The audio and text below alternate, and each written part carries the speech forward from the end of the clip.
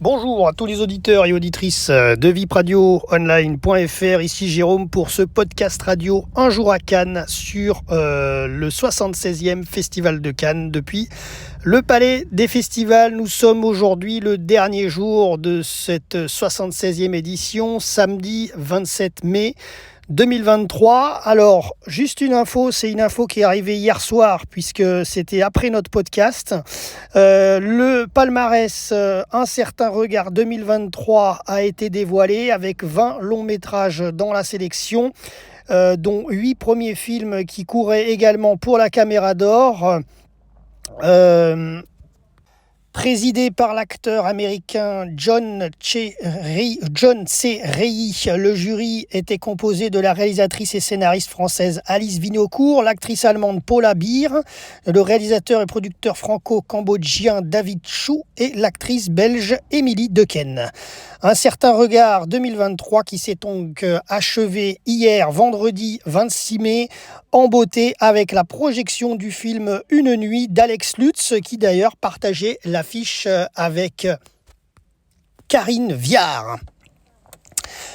Alors, donc voici les prix Un certain regard, How to Have Sex, réalisé par Molly Manning Walker, premier film. Ensuite, donc ça c'est pour le prix Un certain regard. Ensuite, le film Augure, réalisé par Balogi. C'est un premier film, obtient le prix de la Nouvelle Voix. Le prix d'ensemble a été attribué à La Fleur de Buriti, réalisé par Joa Salavisa, René Daher Messora, donc les deux réalisateurs. Le prix de la Liberté pour Goodbye Julia, réalisé par Mohamed Kordofani, c'est son premier film. Le prix de la mise en scène pour Kadib Abiyad, The Mother of All Lies. Et pour terminer, le prix du jury a été remis au film L'émeute, réalisé par Kamal Lazrak. C'était son premier film et il faut le savoir, la reprise des films Un certain regard 2023 auront lieu à Paris du 31 mai au 6 juin 2023 à l'Arlequin. Autre info dans notre journal, le prix de la citoyenneté 2023 qui a été attribué. Alors il y avait la présidente du jury 2023, Maria de Medeiros, avec son jury composé de Philippe Faucon, Rachid Ami, Ina Modja, musicienne et actrice malienne, et Sophie Torlotin. Alors j'ai pas donné le nom de tout le monde, enfin les fonctions de chacun. Philippe Faucon, réalisateur, scénariste, producteur français. Rachid Ami, acteur, réalisateur, scénariste franco-algérien. Donc Ina Modja, musicienne et actrice malienne. Sophie Torlotin, journaliste et chef adjointe du service culture de RFI. Et bien sûr, Maria Medeiros, la présidente de ce jury 2023 de la citoyenneté. Elle est actrice, réalisatrice, scénariste, compositrice franco-portugaise. Alors, ils ont remis le prix de la citoyenneté 2023 au film Les filles d'Olpha de la réalisatrice Kauter Ben Ania, je vais y arriver, excusez-moi, la réalisatrice Kauter Ben Ania qui nous vient de Tunisie, avec une mention spéciale pour le film Jeunesse du réalisateur Wang Bing qui nous vient de Chine. Et la remise du prix de la citoyenneté a eu lieu ce samedi, donc aujourd'hui à 13h30 au Salon des Ambassadeurs du Palais du Festival. Voilà, passons maintenant au palmarès de cette 76e édition. Après 11 jours d'une édition donc exceptionnelle, le jury de la sélection officielle du Festival de Cannes, présidé par le réalisateur suédois Ruben Östlund, entouré de la réalisatrice marocaine Mariam Touzani, l'acteur français Denis Ménochet, la scénariste et réalisatrice britannico-zambienne Rugano Nyoni, l'actrice et réalisatrice américaine Brie Larson, l'acteur et réalisateur américain Paul Dano, l'écrivain afghan Atik Raimi, le réalisateur argentin Damian Zifron, ainsi que la réalisatrice française Julia Ducournau. Eh bien, ce jury 2023 a remis son palmarès parmi les 21 films présentés en compétition cette année dans cette sélection officielle. Cette cérémonie de clôture du 76e Festival de Cannes s'est déroulée donc ce soir à 20h30. Cérémonie présentée comme à l'ouverture par l'actrice Chiara Mastroianni et diffusée depuis le Palais des Festivals et diffusée en direct sur France 2. Alors on va faire un zoom sur la Palme d'Or, bien entendu, et vous allez savoir pourquoi.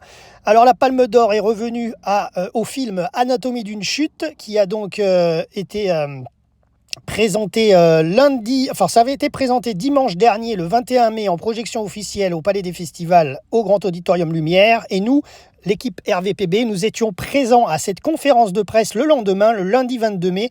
Je vous ai mis la photo dans ce podcast radio. Nous avions rencontré Justine Triet, qui du coup obtient cette Palme d'Or cette année, donc une femme française. C'est la 3e réalisatrice de l'histoire qui remporte une Palme d'Or. Et nous étions présents à sa conférence de presse lundi dernier, le 22 mai, le lendemain de la projection du 21 mai.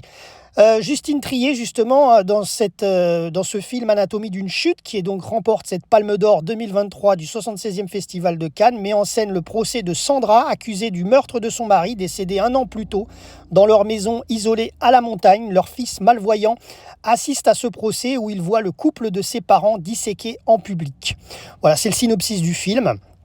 Donc comme je vous le dis, Justine Triet, c'est la 3e femme et la 2e femme française à recevoir une Palme d'Or au Festival de Cannes. Il y avait Jeanne Campion en 1993 pour La leçon de piano, ex aequo avec le réalisateur Chen Kaig, et Julia Ducorneau, membre du jury en 2021 pour Titane. Donc, par contre, la réalisatrice d'Anatomie d'une chute, Justine Triet, n'a pas hésité à livrer un discours politique sur scène qui n'a pas plu à tout le monde, puisque c'est un discours politique, je cite, entre guillemets, donc les paroles de Justine Triet. Cette année, le pays a été traversé par une contestation historique de la réforme des retraites. Cette contestation a été niée d'une façon choquante. Fermez les guillemets. Voilà comment s'est passé le discours, notamment de Justine Triet. C'était une aparté dans son discours, mais enfin une aparté qui a son pesant de polémique. Allez, donc on continue ce palmarès 2023, donc cette Palme d'Or, bien sûr, vous l'avez compris, pour Justine Triet avec le film Anatomie d'une chute. Ensuite, le Grand Prix a été attribué à The Zone of Interest, réalisé par Jonathan Glazer. Le prix de la mise en scène a été attribué à Tra Han Hung pour La Passion de Dodin Bouffon, avec Benoît Magimel et Juniel Binoche qui étaient donc dans ce film. Mais le prix de la mise en scène, c'est pour Tran Han Hung, je précise. Le prix du jury a été remis au film Les Feuilles Mortes, réalisé par Aki Kaurismäki. Le prix du scénario a été attribué à Sakamoto Yuji pour Monster, réalisé par Kore Eda Hirokazu. Le prix d'interprétation féminine a été remis à Merve Dizdar dans Les Herbes Sèches, réalisé par Nuri Bilge Ceylan. Le prix d'interprétation masculine a été remis à Koji Yakusho dans le film Perfect Days, réalisé par Wim Wenders. Au niveau des courts-métrages, la Palme d'Or revient au film 27 de Flora Anna Buda. La mention spéciale pour le film Phare, réalisé par Gunur Martin Staudir Schluder. Désolé pour les noms si je les écorche un peu. Le prix, alors ça c'était Un certain regard, donc je vous les ai déjà donnés tout à l'heure. La caméra d'or a été remise à Ben Trong Vo Keng Wang. Je répète, Ben Trong Vo Keng Wang. Désolé pour la prononciation. En anglais, c'est Inside the Yellow Cocoon Shell. Voilà, et c'est le film de Tien Han Pham. Il l'a eu à l'occasion de la quinzaine des cinéastes. Ensuite, l'œil d'or, année du documentaire, ex aequo pour Les filles d'Olpha, réalisé par Kauter Benania, et Kadib Abiad, réalisé par Asmae El Moudir. Et tout dernièrement, donc le dernier prix, c'est celui de la CST, le jury du prix de la Commission supérieure technique de l'artiste technicien, qui a décerné donc le prix 2023 à Johnny Byrne, sound designer et chef monteur son du film The Zone of Interest de Jonathan Glazer. Sa création sonore a incarné par leur chant l'horreur du génocide et questionne notre humanité. Le jury 2023 du prix CST de la jeune technicienne a retenu Anne-Sophie Deléry, chef décoratrice du film Le Théorème de Marguerite, et grâce à la délicatesse de son travail, Anne-Sophie Deléry est parvenue à donner naissance à un troisième personnage incontournable à la narration du film. Voilà concernant ce palmarès 2023. Dernière info que je vous donne, c'est bien sûr après la cérémonie de clôture, il y a eu la diffusion, la projection du film de clôture hors compétition, et c'était le film Élémentaire en français de Peter Peterson, je vais y arriver. C'est un film qui nous vient tout droit des États-Unis, d'une durée de 102 minutes.